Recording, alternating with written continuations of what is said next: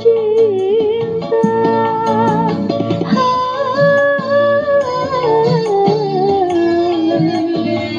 Sebagai lelaki, apa alasanmu kalau cuma untuk mendapatkan diriku?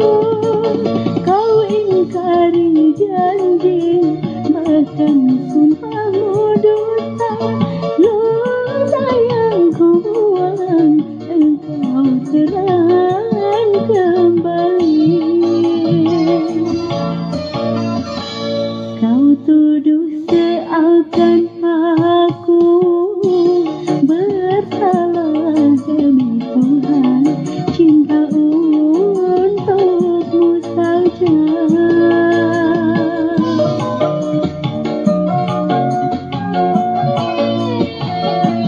Kau bilang ada yang lain darimu setelah kau renggut madu asmara.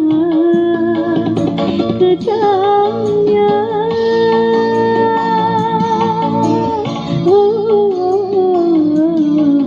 tuduhan,